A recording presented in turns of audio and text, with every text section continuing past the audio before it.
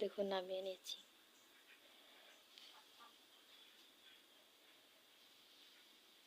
একটু ঝোল ঝোল হয়ে রাখছি, ঝোল ঝোল না রাখলে ওল তো ওলে পুরো ঝোল টেনে নেয়, ওর জন্য ঝোল ঝোলই নামিয়ে নিচ্ছি। তো কেমন হয়েছে আমাকে কমেন্ট করে জানিও, আর আমার পাশে থেকো। আজকের মতন এইটুকুই, কাল চলে আসবো আর একটা নতুন রান্না নিয়ে। নমস্কার। দেখুন ওই ওল দিয়ে একটা রান্না করব। তো প্রথমে ওলটা কেটে নেব।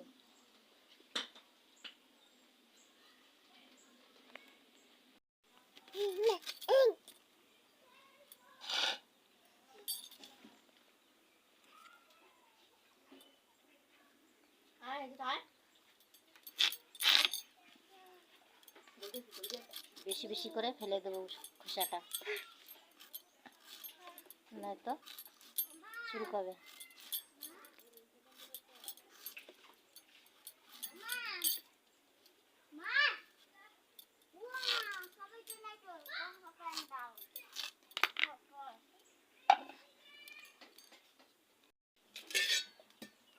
এটা জলটা দেবো।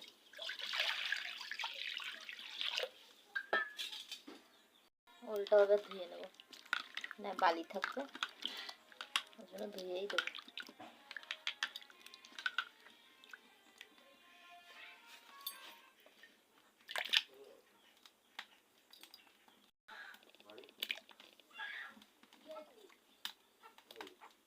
দেখো সব দিয়ে একটু লবণ দেবো, কিছুক্ষণ ঢেকে দেবো। তো আমি মাছে এখনো লবণ আর হলুদটা মাখিয়ে নেব। তো দেবো হলুদ গুঁড়ি, লবণটা দিয়েছি, হলুদ আর লবণের সাথে ভালো করে মাখিয়ে নেব।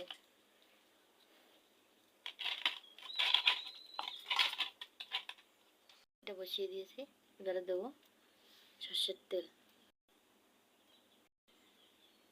তেলটা গরম হলে পরে মাছটা দেবো। দেখো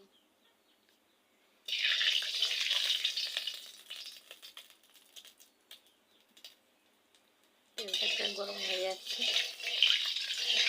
তো আমি পুরো চারিপাশে তেলটা লাগিয়ে দিচ্ছি, তাহলে মাছটা লাগবে না ভাজার সময়।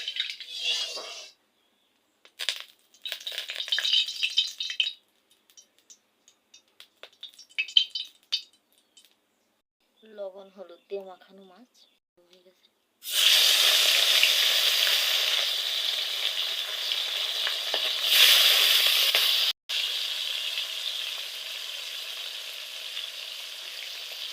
এখানে মাছ ভাজা হতে থাকুক, আর আমি এখানে আমার কি লাগবে অল্প করে জিরে দেবো। তো আদা আর জিরেটা আমি শিলনোড়ায় বেটে নেব। দেখুন মাছটা উল্টে দেবো।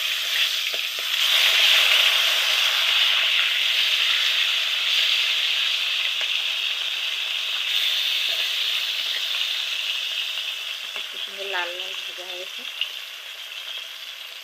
তো আমার এদিকে দেখো জিরেটা বাটা হয়ে গেছে, শিলনোড়ায় বেটেছি। আর এখানে দুটো টমেটো কেটে রাখা টমেটো। তো আমার এই দুটো জিনিসই লাগবে আমার ওলের তরকারিটা রাঁধতে। তো তোমরা দেখো কীভাবে রান্না করবে। মাছটা আমি নামিয়ে নেব।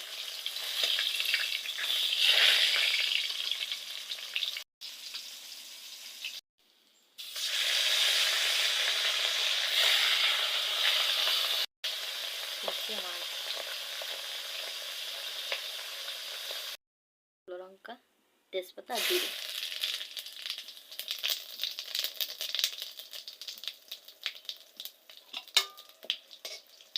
সেদ্ধ করা ওল।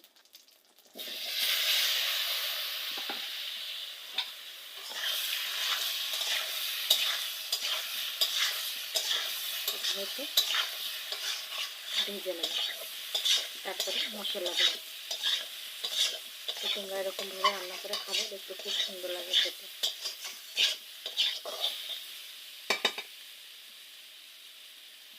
এবার মশলাটা দিয়ে দেবো, জিরে বাটা আর আদা বাটা,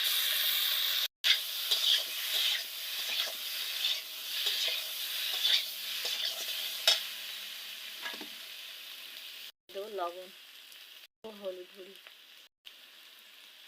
এখন আবার একটু ভেজে নেব, লঙ্কার গুঁড়ি পরে দেবো।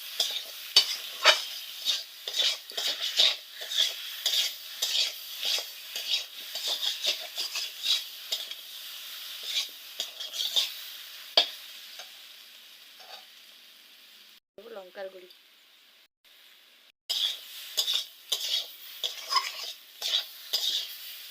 জলটা দিয়ে দেবো।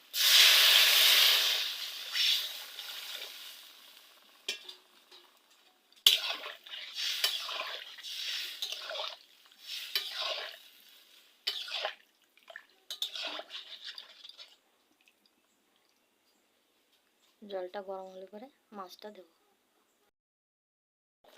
দেখুন তরকারিতে জাল উঠে গেছে, এবার মাছটা দিয়ে দেবো।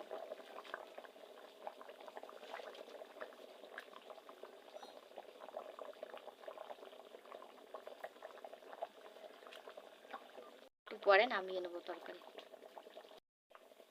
দেখুন হয়ে গেছে, এবার নামিয়ে নেব।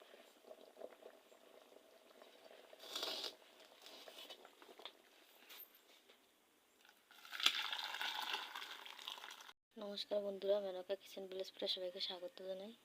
তো দেখো আমি ওলের তরকারি রান্না করছি মাছ দিয়ে। তো আশা করি সবাই ভালো আছো, আমিও ভালো আছি। তো তোমরা যদি আমার পাশে থেকো তাহলে আমি অনেক দূর এগোতে পারবো। তো প্লিজ ফার্স্টেতে লাস্ট মাতি ভিডিওটা দেখে। তো কি কি লাগছে চলো দেখাই রাঁধতে।